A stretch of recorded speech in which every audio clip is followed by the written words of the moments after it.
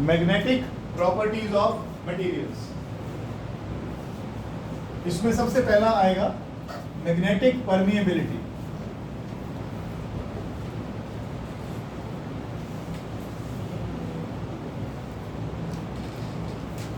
Magnetic permeability, इसको continuation में लिखिएगा of a substance. Magnetic permeability of a substance is its ability to conduct, is its ability to conduct।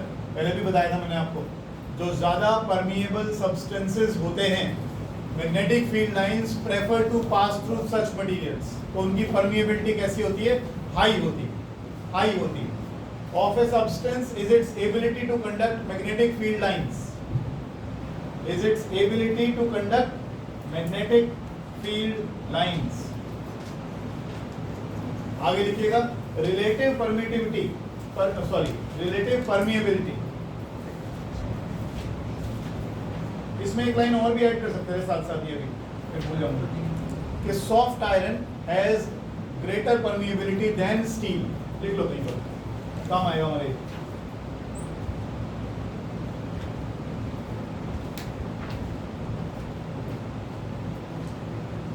अगला chapter बहुत interesting है, ये बड़े वाले चैप्टर सब खत्म हो गए हैं। क्या लिखा है? रिलेटिव तो लिखेंगे इसी में नीचे। पहले आपने क्या लिख लिया? मैग्नेटिक परमिएबिलिटी, फिर उसमें लिख लिया कि सॉफ्ट आयरन की परमिएबिलिटी स्टील से ज्यादा होती है। अब लिखना है रिलेटिव परमिएबिलिटी। रिलेटिव परमिएबिलिटी का फॉर्मूला जो होता है वो होता है B/B0। लिखिए जरा क्या है। B है magnetic induction in the medium, magnetic induction in the medium, और B0 है magnetic induction without medium.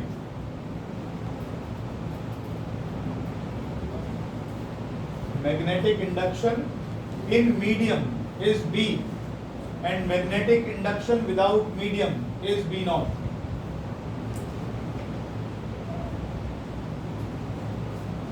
Mu R की कोई यूनिट्स नहीं होंगी। क्यों नहीं होंगी? क्योंकि ये क्या है?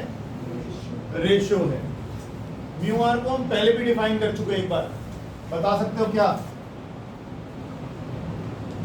अरे जैसे रिलेटिव परमिटिविटी करते थे एप्सिलॉन अपॉन एप्सिलॉन नॉट, ऐसे ही म्यू अपॉन म्यू नॉट। लिख लो फटाफट। म्यू कब यूज करते हैं? म्यू कब यूज करते हैं? एप्सिलॉन कब यूज करते थे? जब मीडियम की परमिटिविटी लेते थे, है ना। म्यू नॉट कब लेते थे? जब फ्री स्पेस होता था। यहाँ पर कौन सी नई चीज आएगी? लिख लो। म्यू क्या है? Absolute permittivity of the medium. Permittivity word निकल रहा है गलती से मेरे से, परमिटिविटी नहीं पढ़ा रहा हूँ, परमिएबिलिटी पढ़ा रहा हूँ। गलती से निकल जाए परमिएबिलिटी लिखना। Absolute permeability of the medium, और म्यू नॉट है permeability of free space.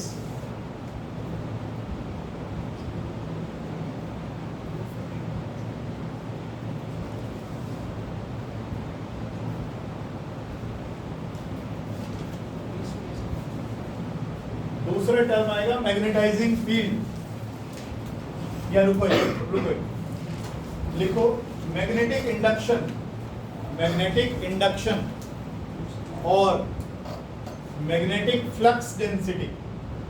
Magnetic induction और magnetic flux density.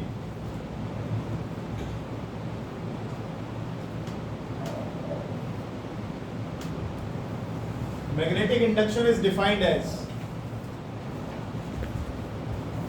magnetic induction is defined as the total number of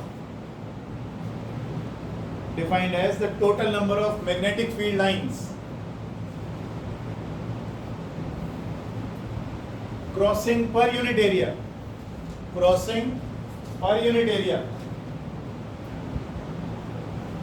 normally through a material।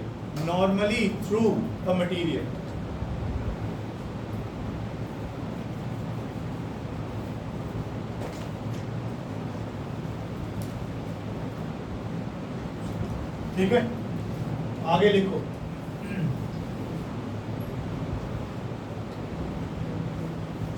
Magnetising force, magnetising force या magnetic intensity या magnetic field intensity, magnetising force या magnetic field intensity, symbol है इसका H। नाम पढ़ना 2-3 बार, क्या लिखा? मैग्नेटाइजिंग फील्ड या मैग्नेटाइजिंग फोर्स या मैग्नेटिक फील्ड इंटेंसिटी, क्या मतलब है? नाम से पता लग रहा है, स्ट्रेंथ पता लग रही है, ठीक है, लिखो जरा। It is the degree to which a magnetic field, it is the degree to which a magnetic field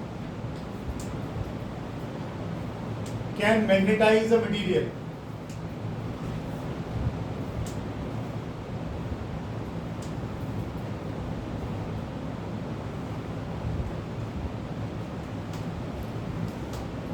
अगर कोई सोलेनॉइड होता है या कोई टॉरॉइड होता है,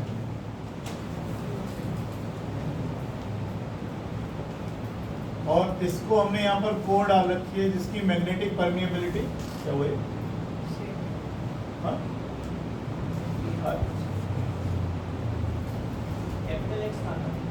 कैपिटल H।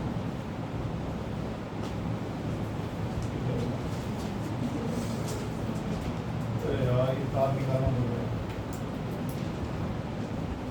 कोई बात कोई बात।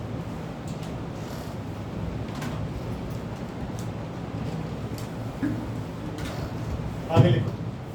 अगर कोई हमारे पास, अच्छा ये पहले मैंने उससे लिखना शुरू कर दिया। अगर हमारे पास यहाँ पर कोई कोर है जिसकी मैग्नेटिक परमिएबिलिटी कितनी है, म्यू, इसकी मैग्नेटिक परमिएबिलिटी कितनी है, म्यू, तो मैग्नेटिक फील्ड का फॉर्मूला क्या लिखते हो, म्यू नॉट Ni। अब म्यू नॉट में से म्यू हटा दो। दो तरह के सॉलिनॉइड्स बनेंगे, एक में बीच में कुछ भी नहीं डालोगे आप, जिसे बोलते हैं एयर कोर्ड। बीच में कोर में क्या है, एयर। अगर आप इसके अंदर सॉफ्ट आयरन की रॉड डाल दोगे, ये तो बचपन से आप पढ़ते आ रहे हो 10th क्लास से, मैं याद दिलाता हूँ, जब भी किसी वायर में करंट पास करते हो तो आसपास मैग्नेटिक फील्ड बनती है, लेकिन वो वीक होती है। आप उस वायर को क्या कर देते हो, ऐसे मोड़ देते हो, तो सॉलिनॉइड बन गया। सॉलिनॉइड की जो फील्ड होती है, स्ट्रेंथ कैसी होती है, वो ज़्यादा होती है। अब आपने और ज़्यादा इसकी स्ट्रॉन्ग फील्ड बनानी है, तो आपने क्या करा, इसके अंदर एक सॉफ्ट आयरन की रॉड इंसर्ट कर दी। अब इसकी एयर कोर नहीं है ना, अब इसकी कोर में कुछ फंसा हुआ है। इसकी कोर के अंदर जो भी चीज़ है उसकी परमिएबिलिटी कितनी है, म्यू। तो आप जो पहले लिखते थे म्यू नॉट Ni, वो लिखते थे एयर कोर के लिए, लेकिन अब हमने इसके अंदर कोई मटेरियल डाल दिया, इसकी कुछ ना कुछ परमिएबिलिटी ज़्यादा है, तो हम यहाँ पर क्या वर्ड यूज़ करेंगे, म्यू है ना। इसमें जो ये N × I है ना, इसे हम बोलते हैं H, जो आप पढ़ रहे हो, मैग्नेटाइजिंग फील्ड इंटेंसिटी H। लिखो जरा, इसको क्या नाम देंगे अगर म्यू नॉट नहीं है तो, अभी लिखा यार, very good, absolute permeability. Absolute permeability, जब कुछ और चीज ना हो तो उसमें, ठीक है। अब आगे लिखो इसको,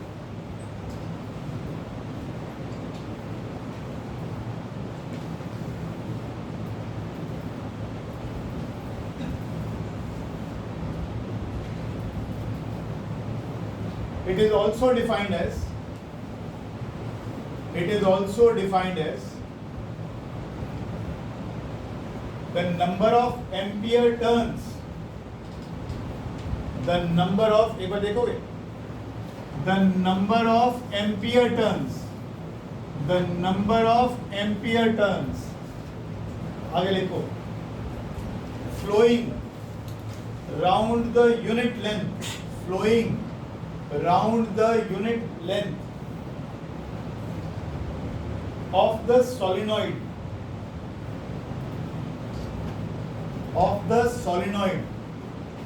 required to produce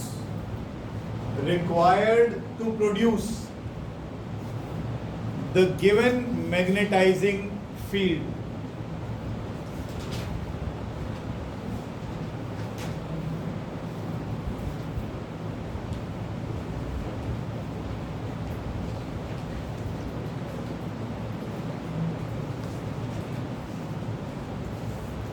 मान लीजिए ये देखिए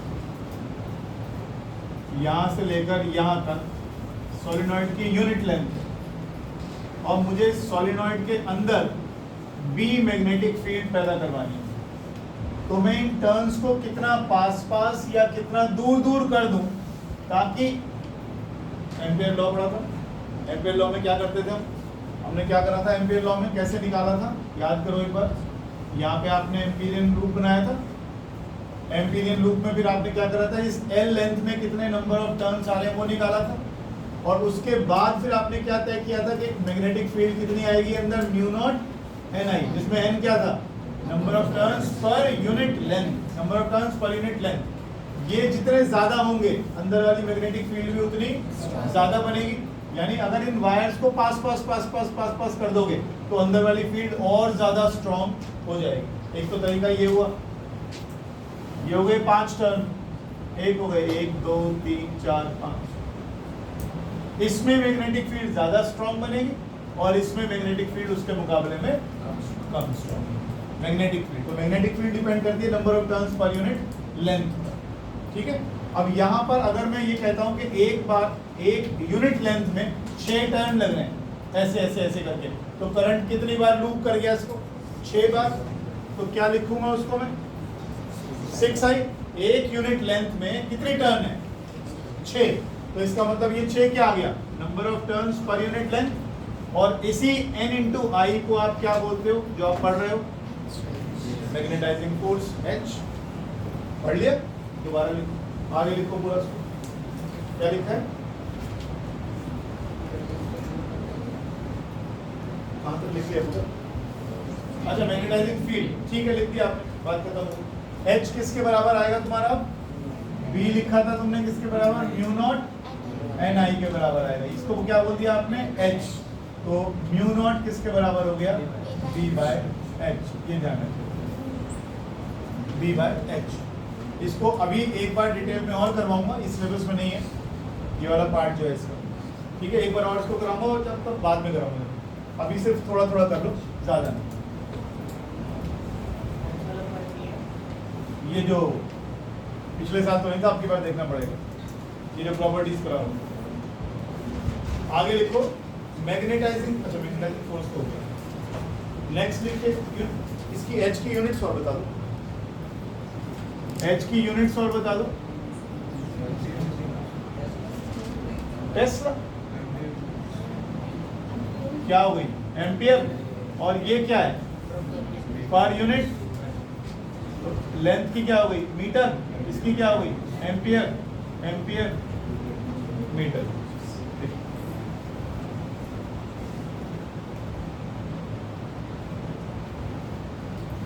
आगे लिखिएगा intensity of magnetisation, intensity of magnetisation.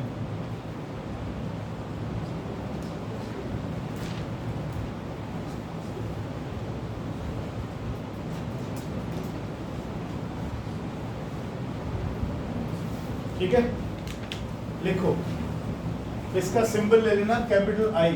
अच्छा ये गड़बड़ हो गई छोटी सी, जो पिछले वाले में आपने आई यूज किया ना, इसको स्मॉल आई यूज कर लो यार, नहीं तो कंफ्यूजन हो जाएगी। करंट के लिए स्मॉल आई यूज कर लो, जो पीछे हमने कैपिटल आई लिख दिया उसको स्मॉल आई लिख ले, भूल जाए, लिख ले। इंटेंसिटी ऑफ मैग्नेटाइजेशन लिखो इसको आगे, ऑफ ए सब्सटेंस, कंटिन्यू कर दो, ऑफ ए सब्सटेंस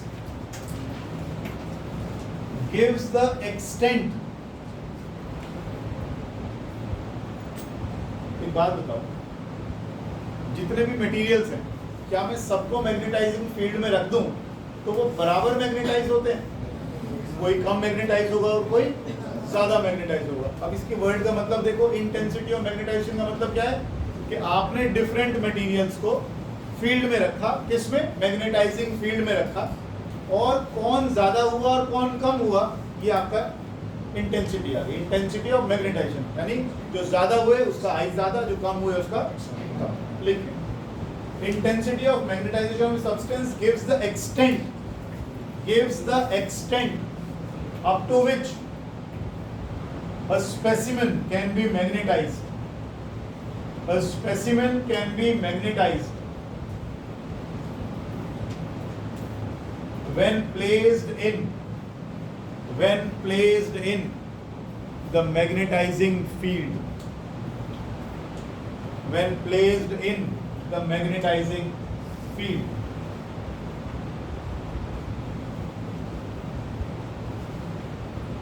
आगे लिखें एक लाइन छोड़कर. It is defined as, ये बड़ी इंपॉर्टेंट लाइन है और डिफाइन भी आप इसको ऐसे ही करेंगे. It is defined as the magnetic moment developed per unit volume.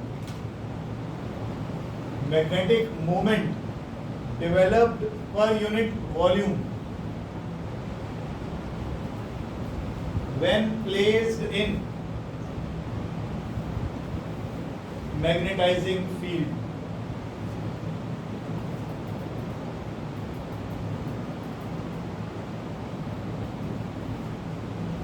ठीक है, मान लीजिए मेरे पास कोई बार मैग्नेट है. ये क्या पढ़े थे हमने उस दिन? डोमेन्स पढ़े थे, मैग्नेटिक मॉलिक्यूलर मैग्नेट्स पढ़े थे ना. जब ये बिल्कुल अलाइन हो जाते हैं तो मैग्नेट्स कैसी हो जाती है? बिल्कुल, ये मैग्नेट की स्ट्रेंथ कैसी हो जाती है? ज्यादा. अच्छा, मान लो इसकी लेंथ है 2L, ठीक, इसकी थिकनेस है A, तो वॉल्यूम कितना हो गया इसका? हो गया? एक मिनट चल जाए.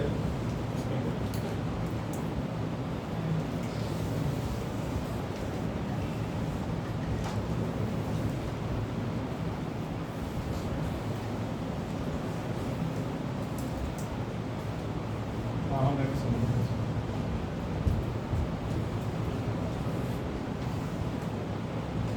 एक सेकंड.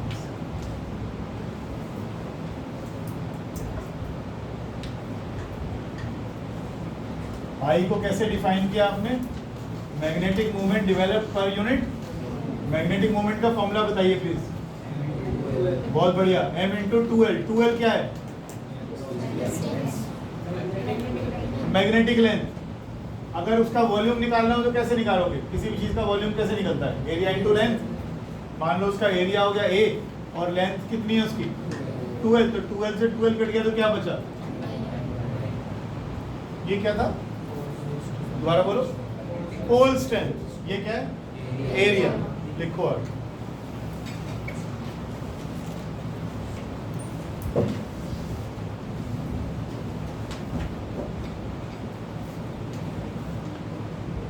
ये क्या है? Pole strength. लिख लिया अगर पता नहीं फिर कब पढ़ने का नंबर था. रोज पढ़ता नहीं ना, लिख लिया हो जाएगा. अच्छा, इसकी यूनिट्स और बताना कैसे आएंगी? यूनिट्स निकालिए प्लीज जल्दी से. मैग्नेटिक डाइपोल मोमेंट की जरा पीछे पन्ने पलटो. और इसकी यूनिट आपको लिखवा रखी है मैंने. मुझे कुछ याद नहीं है, बताओ. अब तो सबकी लिखवाऊंगा मैं. अब मुझे m की भी बताओ, स्मॉल m की भी बताओ, और उसके बाद i की भी बताओ. सब कुछ बोलो. इसकी क्या है फॉर्मूला? बताओ किससे आई am स्क्वायर? किससे आई? NIA. m equals to NIA.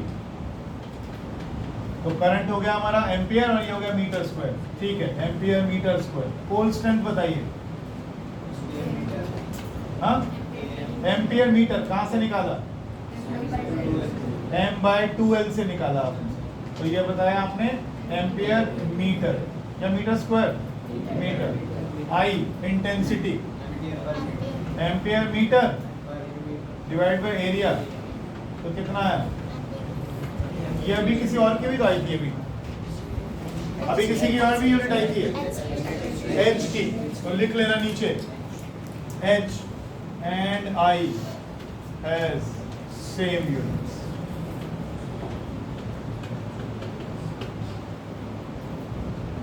H and I has same units. बेटा पीछे का रिवाइज करते रहा करो, बहुत जरूरी है. ये सब चीजें कहाँ से आई, कैसे आई, सब जब तक करेंगे नहीं तब तक कैसे काम चलेगा? स्मॉल एम क्या है? Pole strength. कैपिटल एम क्या है? Dipole moment. और डाइपोल मोमेंट के कौन कौन से दो फॉर्मूले लिखे थे आपने? एक तो NiA और एक M इंटू। ठीक, देखो नेक्स्ट आता है मैग्नेटिक ससेप्टिबिलिटी।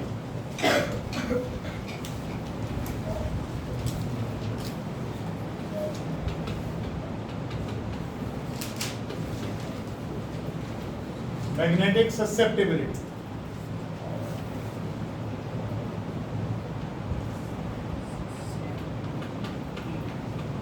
ऐसे बोला जाता है, ची एम नहीं है, का एम, ची भी चलेगा, बोलने से क्या बोलते हैं? ससेप्टिबिलिटी, ना चाय नहीं है। आगे लिखिए। अच्छा, ससेप्टिबिलिटी क्या बताती है?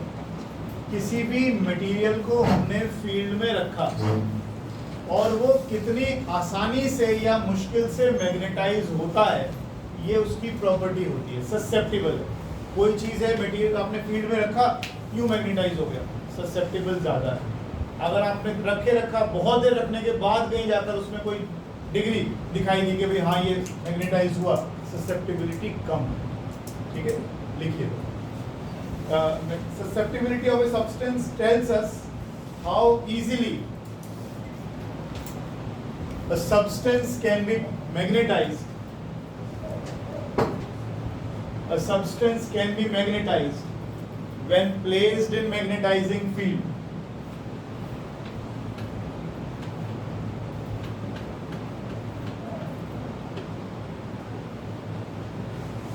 और इसका फॉर्मूला है I/H।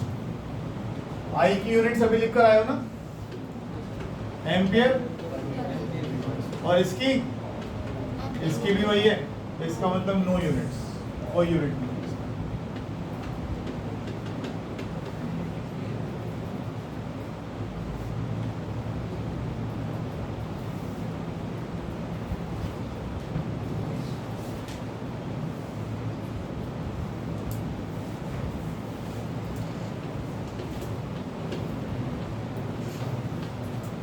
ये रिलेशन कहीं लिख के रख लेना, यही सही में कहीं काम आ जाए तो रख लेना। मैं फिर कह रहा हूँ, मैंने इसको बहुत थोड़ा कराया है, इस वाले पार्ट को उतना ही कराया है, इतना CBSE में आएगा, आता है तो उससे ज़्यादा मैं गया नहीं हूँ। इसके भी और भी डिटेल्स हैं, जैसे मैग्नेटिक इंडक्शन को मैंने अभी बहुत कम समझाया। मैग्नेटिक इंडक्शन का होता क्या असल में बता देता हूँ मैं आपको। जब आप किसी मैग्नेटाइजिंग फील्ड में, आप सोच के देखो इस चीज़ को, आपके पास एक मैग्नेटिक मटेरियल, लेकिन ये मैग्नेटाइज्ड नहीं, ये कोई लोहे का टुकड़ा है लेकिन ये मैग्नेटाइज्ड नहीं है। तो हमने उस दिन भी करा था ना, इसके जो मॉलिक्यूलर मैग्नेट्स होंगे वो कोई इधर, कोई इधर, कोई इधर, कोई इधर, कोई इधर, ये इस तरह के सब लूप बना के रखते हैं। तो एक दूसरे की मैग्नेटाइजिंग फील्ड को ये क्या करके रखते हैं? कैंसिल। ऐसे मान के चलो, ये जो एरो है इसकी यहाँ नॉर्थ है, यहाँ साउथ। अब दूसरे वाले का अगर यहाँ पर साउथ आ गया है, नॉर्थ आ गया, तो ये अपनी मैग्नेटाइजिंग फील्ड एक दूसरे की कैंसिल आउट कर देंगे। ये यहाँ गड़बड़ हो जाएगी और ये हो जाएगा ना। तो नेट मैग्नेटाइजिंग फील्ड कुछ आने की, नेट मैग्नेटिक स्ट्रेंथ कुछ आएगी नहीं, है ना। लेकिन अगर मैं इसको मैग्नेटिक फील्ड में रखता हूँ तो क्या होगा? क्या होगा? अगर मैं इसको मैग्नेटाइजिंग फील्ड में रख दूंगा तो क्या होगा? आ जाने का मतलब क्या है? आ जाने का मतलब क्या है?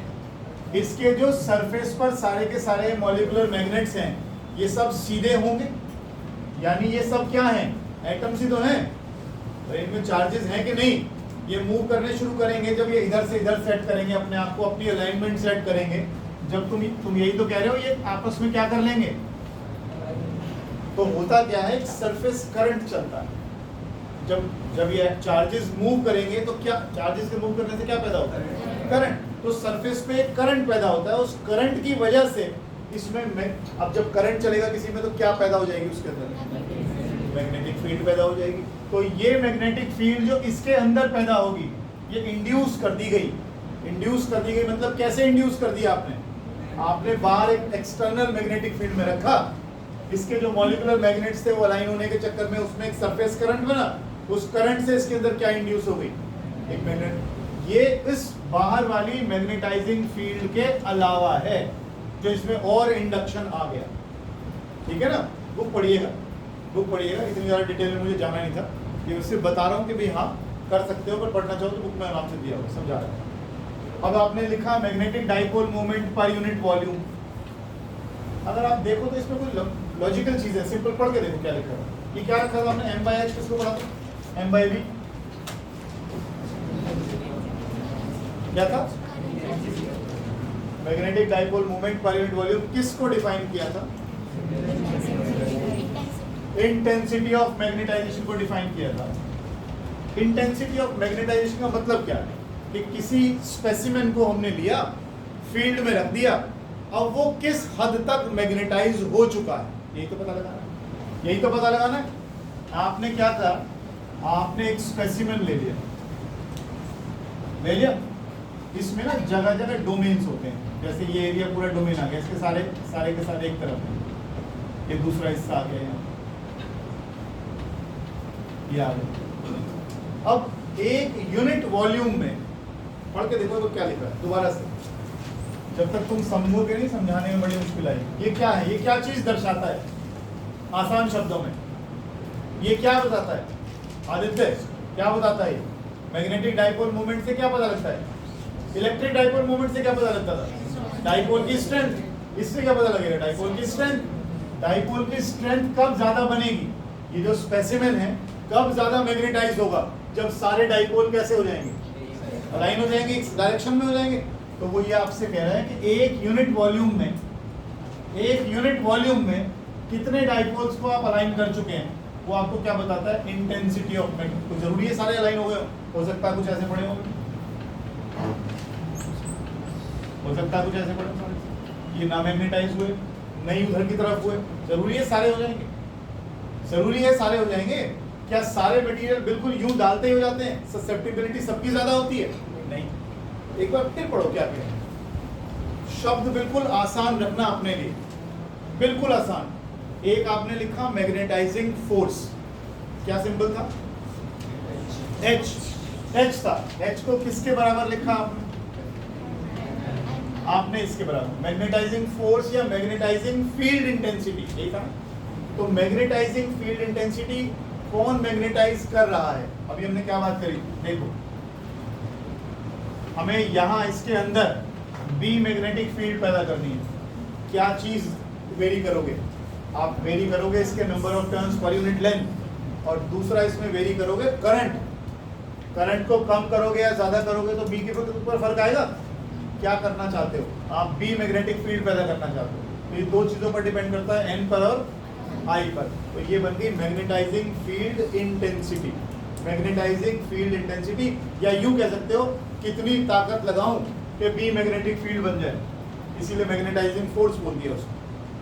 कितनी ताकत लगाऊं कि ये सारे के सारे ये जो इसके अंदर है मैग्नेटिक फील्ड बी पैदा हो जाए इसके अंदर, इसे मैग्नेटिक इंडक्शन कहते हैं। समझ रहे बात को। उसके बाद और क्या चीज पढ़ी है, परमिएबिलिटी तो समझ में आ गई थी, और क्या था, ससेप्टिबिलिटी। तो ससेप्टिबिलिटी है कोई मटेरियल आपने डाला, कोई जल्दी से मैग्नेटाइज हो जाएगा, कोई टाइम लेगा।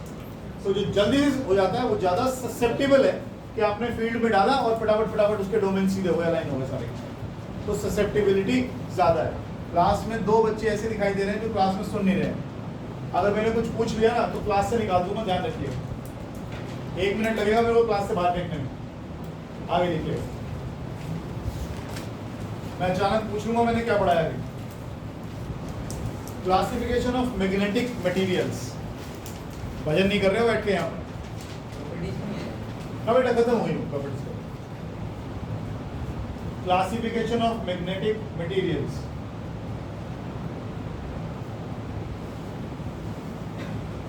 तीन तरह के मटेरियल्स आपने पढ़े हैं।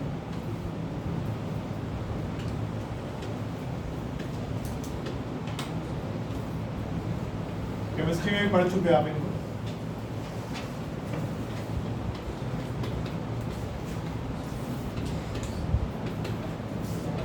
पढ़े हैं ना।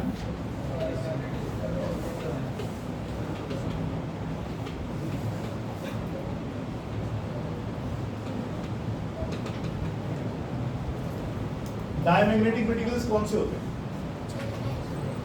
जो किसको रिपेल करते हैं? और डायमैग्नेटिक क्यों होते हैं? डायमैग्नेटिक बिहेवियर शो ही क्यों कर रहे हैं? मेरा पार्ट नहीं है इसमें जाने का, लेकिन ये केमिस्ट्री का पार्ट है, लेकिन फिर भी थोड़ा बहुत तो पढ़ाई है आप लोगों ने।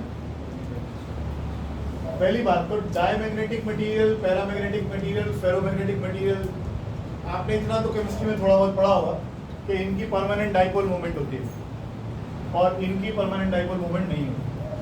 होता क्या है, सिंपल मॉलिक्यूलर लेवल पे सोच के देखो, इस डायमैग्नेटिक मटेरियल है तो मैग्नेटिक, वो भी मैग्नेटिक है, वो भी मैग्नेटिक है, यानी मैग्नेटिक बिहेवियर कहीं ना कहीं किसी लिहाज में दिखाते होंगे।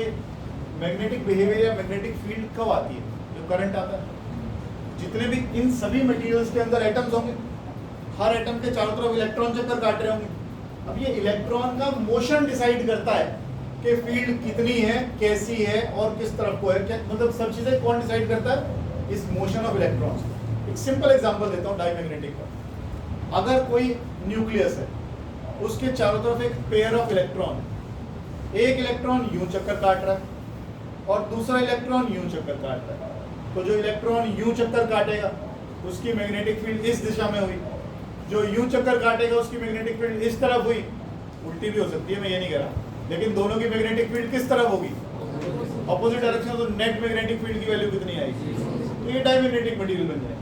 इसी तरीके से तुमने पढ़ा होगा स्पिन, एंटी स्पिन, क्या पढ़ते हो तुम केमिस्ट्री में? +-1 पढ़ते हो, हाफ, सॉरी स्पिन पढ़ते हो ना, हाँ बिल्कुल पढ़े होंगे क्वांटम नंबर्स में, इसका स्पिन इतना है, इसका स्पिन इतना है। और क्या होता है स्पिन, क्या होती है? यही तो चीज़ होती है। मैं उतना डिटेल में केमिस्ट्री में नहीं जा रहा, मैं फिजिक्स वाले पार्टी करा रहा हूँ उसके। मैं तो सिंपल ये बता रहा हूँ कि डायमैग्नेटिक या ये मैग्नेटिक बिहेवियर कम क्यों शो कर रहा है। इन दोनों में कोई खास फर्क नहीं है। जितनी प्रॉपर्टी इसकी है ना, ज़्यादा कर दो इसमें हो जाएगी। ये मान लो थोड़ा सा कहीं फीबल मैग्नेटिज्म शो करता है तो ये स्ट्रॉन्ग करता है, ठीक है। इसकी प्रॉपर्टी जो भी होंगी सारी वो प्रॉपर्टी, बस उसमें स्ट्रॉन्ग लगा दें, ठीक है। थोड़ा सा कोशिश करता हूँ डिटेल करने की। लिखो डायमैग्नेटिक सब्सटेंस।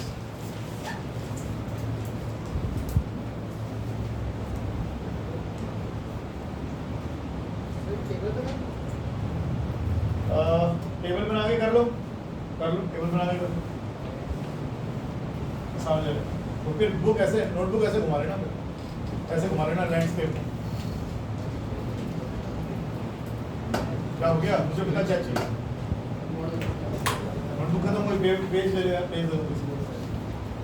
अरे रुक, पेज दो भैया। दोस्ती ऐसी होती है कोई? रुक जा, दे रहा है। Diamagnetic substances are those whose atoms or molecules. Diamagnetic substances are those. Diamagnetic substances are those whose atoms or molecules. Whose atoms or molecules. बताओ थोड़ा किडनी विडनी निकाल के दे देगा। Whose atoms or molecules do not have any dipole moment.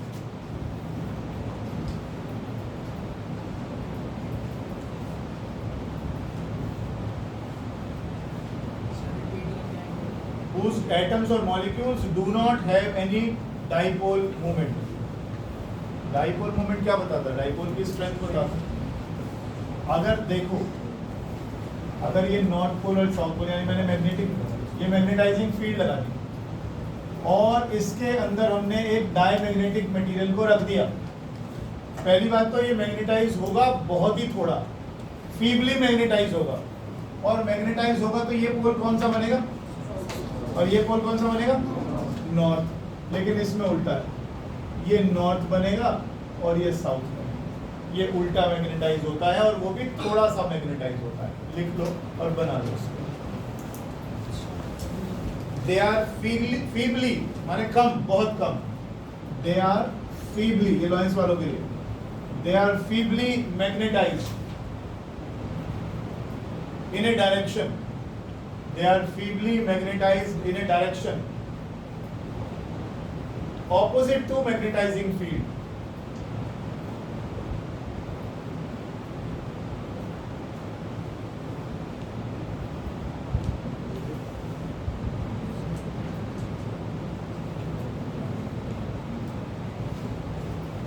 ठीक है,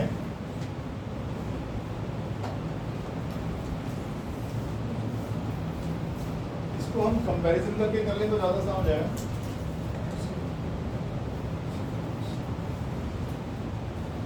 इसमें भी लिखो, साथ साथ ही कर लेते हैं।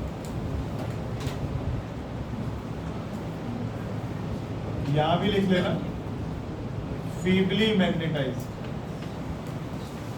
लेकिन यहां बिहेवियर नॉर्मल वाला है।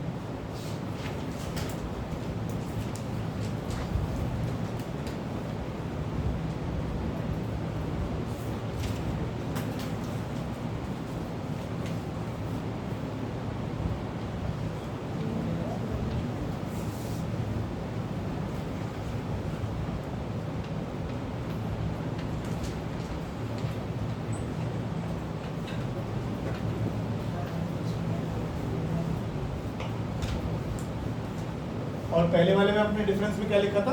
डाइपोल मोमेंट लिखा था ना।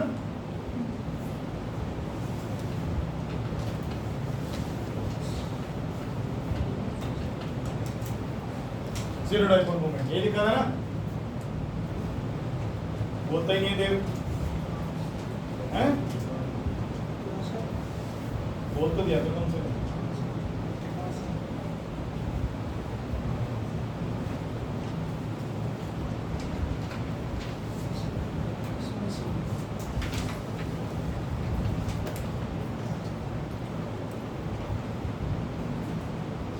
थोड़ा शॉर्ट में हो जाएगा।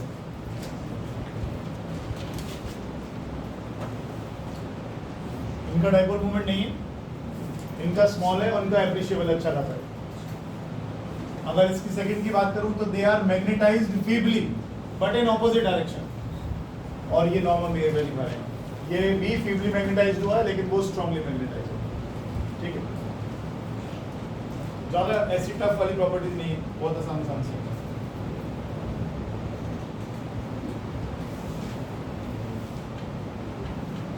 They are feebly repelled by the magnet.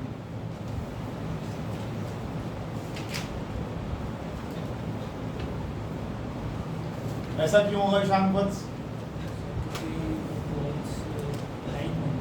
Like बन जाएंगे। अगर ये मैंने मैग्नेट लिया कोई, इसका नॉर्थ यहाँ है, साउथ यहाँ है, और हमने यहाँ पर एक डायमैग्नेटिक मटेरियल ले लिया, तो नॉर्थ के सामने ये क्या बना देगा? नॉर्थ। जब नॉर्थ के सामने नॉर्थ बनेगा तो क्या होगा? इसमें रिपल्शन होगा, तो ये भागेगा। तो they are feebly repelled by the magnet and they are feebly attracted by the magnet and they are strongly attracted by the magnet. बेटा गैप वो ले दे, कॉलम बना दे बच्चे। वैसे है अभी कम से कम 6-8 प्रॉपर्टी और है।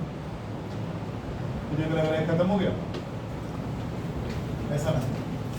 अच्छा बच्चा है तो अपनी उसको खराब ना किया।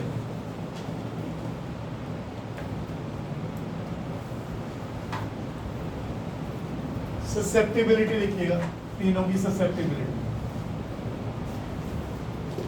पहले वाले में लिखिएगा susceptibility is small and negative. Susceptibility is small and negative. Susceptibility is small and negative. अब इन शब्दों पर ध्यान दो। Susceptibility थी कोई चीज कितनी आसानी से मैग्नेटाइज हो जाती है। पहली बात, ससेप्टिबिलिटी अगर पॉजिटिव है तो नॉर्मल तरीके से चीज मैग्नेटाइज होती है। नॉर्थ के सामने साउथ बनता है, साउथ के सामने नॉर्थ बनता है, या तो उल्टा हो रहा है। तो पॉजिटिव नहीं है।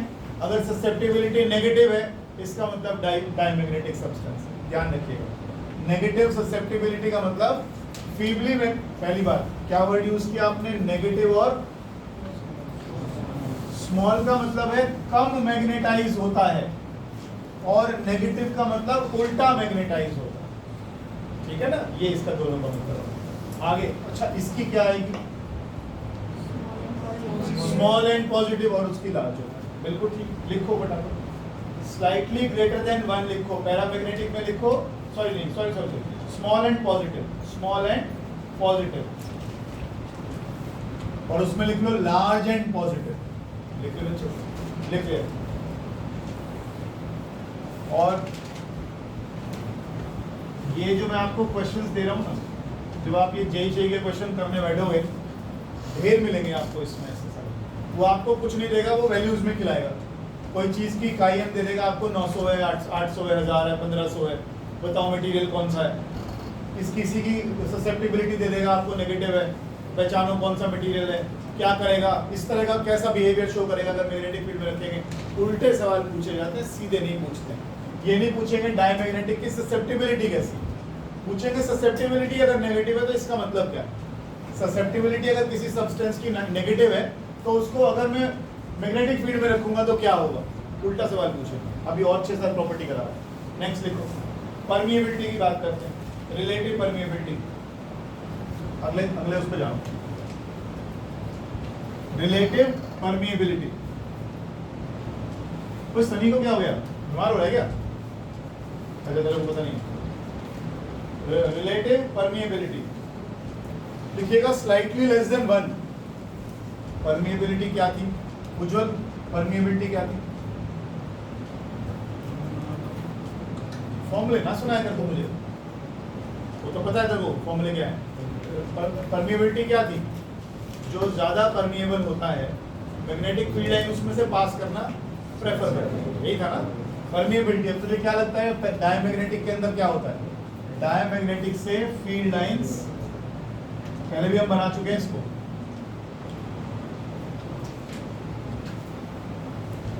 कोशिश ही नहीं करेंगे वो इसमें से निकलने की, यानी ये मटेरियल परमिएबल नहीं है, इसकी परमिएबिलिटी बहुत कम है। ठीक, लिखो जरा परमिएबिलिटी, लिखो स्लाइटली लेस देन 1,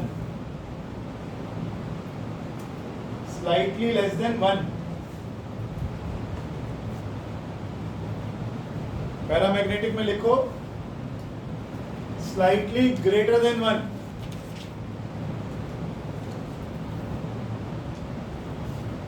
और इनकी फेरोमैग्नेटिक की परमिएबिलिटी जो होती है वो 1000 से भी ज्यादा होती है।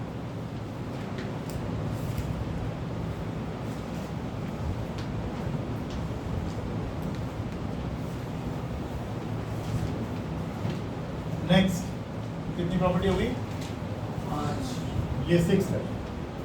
Mu less than mu naught, यानी इनकी परमिएबिलिटी जो है वो म्यू नॉट से भी कम है, इनकी परमिएबिलिटी म्यू नॉट से ज्यादा है और इनकी तो बहुत ही ज्यादा। बिल्कुल ठीक शब्द यूज किया, बहुत ही ज्यादा है।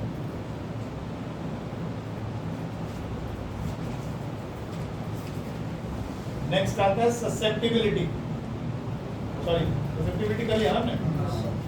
देखो effect of temperature, effect of temperature.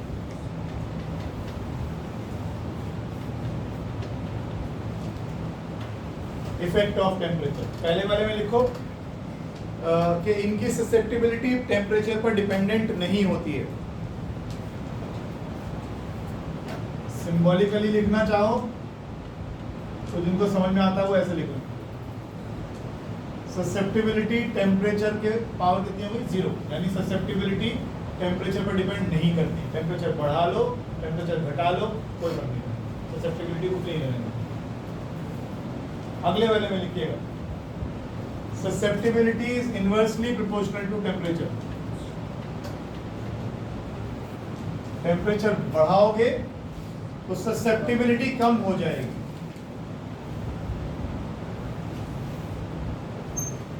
और अगले वाले में लिखो susceptibility decreases with temperature in a complex manner.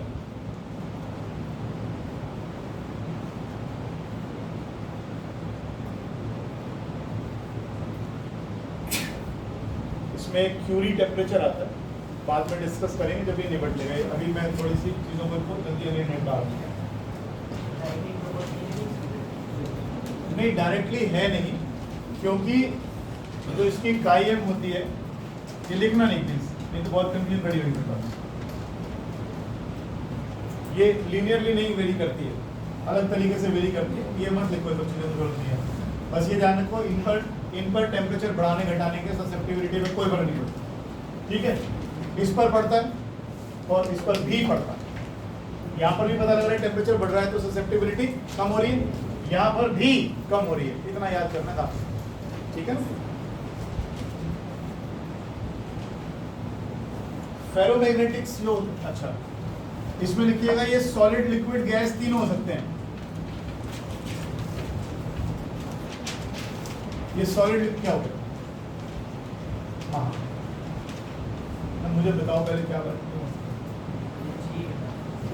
छींक में हंसना भी होता है, अच्छा चलो कोई हम भी हंसेंगे। ये भी सॉलिड लिक्विड गैस हो सकते हैं और ये केवल सॉलिड नॉर्मली सॉलिड्स ही हैं।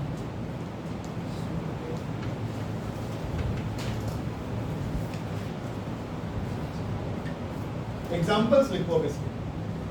अब ये एग्जाम्पल्स आपको याद करने पड़ेंगे क्योंकि एग्जाम्पल्स के बेसिस पर वो प्रॉपर्टी पूछेंगे। वो बोलेंगे ये दे रखा है, बताओ ये क्या बिहेवियर शो करेगा। नाम लिखवा रहा हूँ मैं, जितने हैं सारे लिखवा रहा हूँ, जो याद हो सके कर लेना।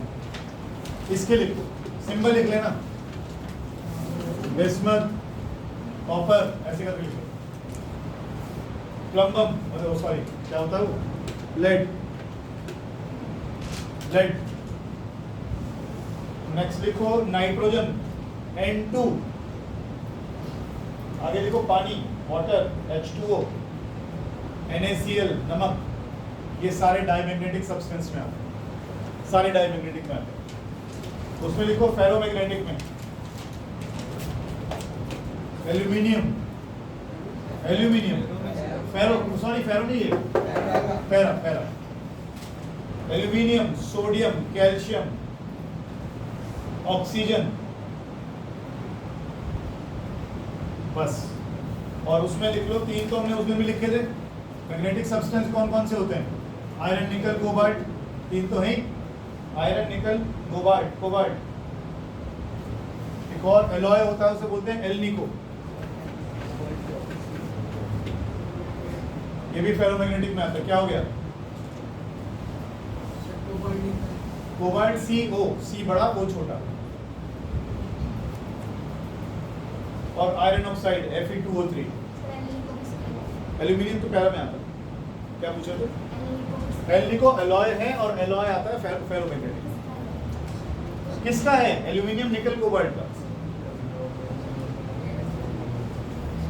नाम ही इसलिए दिया हुआ इन्होंने ऐसा।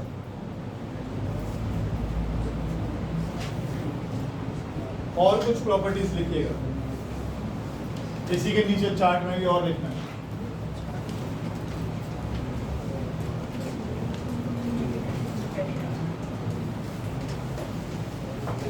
अगर किसी मैग्नेटाइजिंग फील्ड में हम एक रॉड डायमैग्नेटिक मटेरियल की सस्पेंड कर देते हैं, रॉड सस्पेंडेड, तो ये रॉड अपने आप को मैग्नेटिक फील्ड के परपेंडिकुलर कर लेगी। ऐसे कैसे कर लेगी? ऐसे। ये नॉर्थ पोल है, ये साउथ पोल है, तो फील्ड क्या करेगी? ये क्या करेगी? आपने सस्पेंड ऐसे कर दिया, इसको कहीं को भी जाए, लेकिन ये अपने आप को कैसे सस्पेंड करेगी? ऐसे। फील्ड कैसे? ऐसे। समझ रहे हो बात को? तो डायमैग्नेटिक मटेरियल क्या करेगा? रॉड क्या लिखना चाहिए? Becomes perpendicular to magnetic field. लिखो।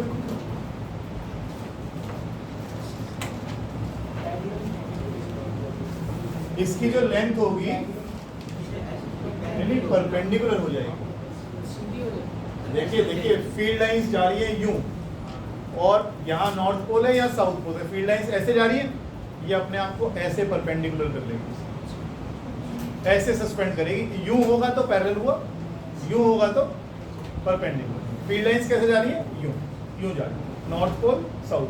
फील्ड लाइंस यूं है, ये उनको परपेंडिकुलर कर लेगा अपने आप। ठीक है, आगे लिखो।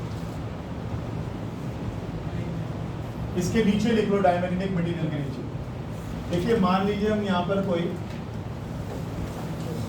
ऐसे कोई YouTube बनाते हैं। कौन सा मटेरियल था हमारे पास? पानी किसमें आता है देखने को? डाई में आ रहा है ना। हमने क्या किया, इसके अंदर पानी भर लिया, और यहाँ एक इलेक्ट्रोमैग्नेट को लगा दिया, इसका नॉर्थ यहाँ बनेगा, साउथ यहाँ बनेगा। फिलहाल स्विच ऑफ है, फिलहाल स्विच ऑफ है। यहाँ सारे में पानी भरा हुआ है, यहाँ सारे में पानी भरा हुआ है। ठीक, जैसे ही आप स्विच को ऑन करेंगे, ये पानी इस फील्ड को छोड़कर इधर को भागेगा। यानी जैसे ही ये क्या किया हमने, इलेक्ट्रोमैग्नेट को ऑन किया, यहाँ इलेक्ट्रोमैग्नेट क्या पड़ी है, तो ये क्या बताना चाहता है, ये बताना चाहता है कि यहाँ अभी फिलहाल कोई मैग्नेटिक फील्ड नहीं है, तो दोनों के आर्म्स में पानी की जो लेवल है वो बराबर है। जैसे आपने इलेक्ट्रोमैग्नेट को ऑन किया तो यहाँ पर क्या बन गई, इस एरिया में क्या बन गई, स्ट्रॉन्ग फील्ड बन गई। यानी ये पानी जो है स्ट्रॉन्ग फील्ड के एरिया से वीक फील्ड के एरिया की तरफ भागता है। पानी क्या है, डायमैग्नेटिक मटेरियल। तो डायमैग्नेटिक मटेरियल स्ट्रॉन्ग फील्ड से वीक फील्ड की तरफ मूव करता है। नीचे लिख लेना, diamagnetic materials travel from stronger field to weaker field.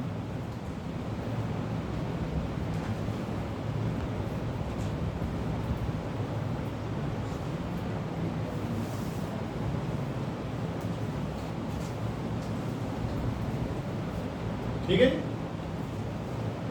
ये रॉड कैसे कर लेगी, अपने आप को सस्पेंड करूंगा तो परपेंडिकुलर कर लेगी, और ये स्ट्रॉन्ग एरिया से वीक फील्ड की तरफ जाएगा, स्ट्रॉन्ग मैग्नेटिक फील्ड से वीक फील्ड की तरफ जाएगा। लेकिन अगर हम पैरा की बात करते हैं, अगले वाले पैरे, ये अपना पैरामैग्नेटिक का कॉलम है, उसमें आइए।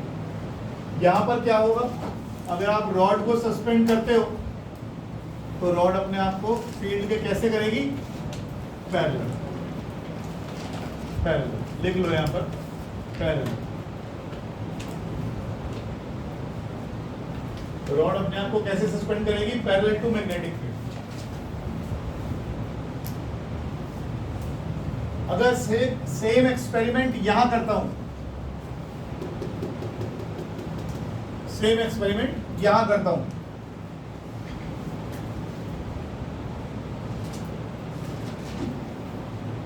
तो ये और ऊपर चला जाएगा और ये नीचे आ जाएगा।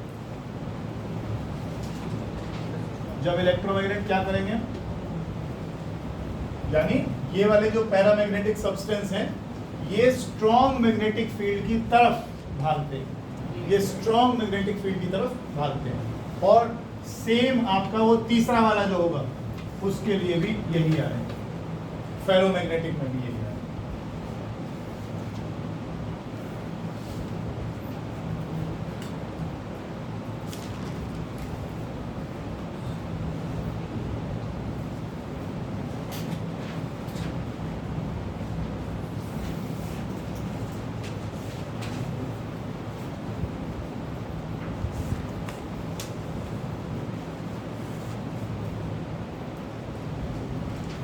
छोटा सा नोट लिख लेना, at a certain temperature, eight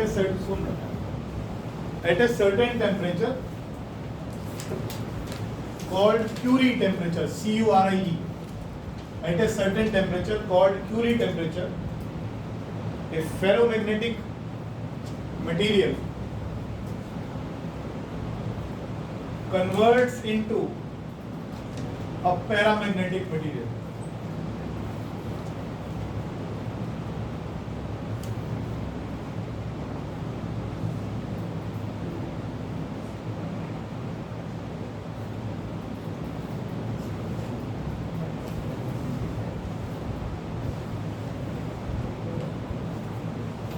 बस 7-8 प्रॉपर्टी तो हो गई होंगी। बस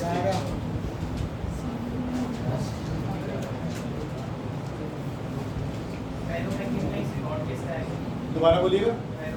फेरो और पैरा में दोनों में नॉर्मल यूं आएगा, पैरेलल आएगा।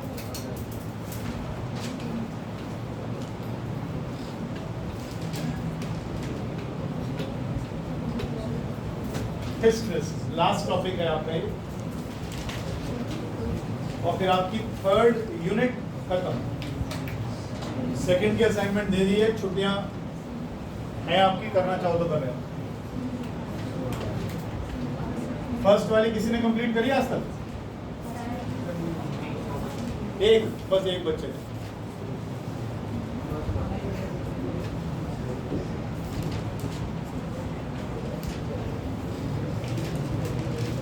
पूरा बोर्ड का पेपर आएगा तुम्हारा उसमें से। मत करो, हाँ संभाल के रखो, ले जाने से वहीं पे पर्चियां फिरवाते रहना बोर्ड में।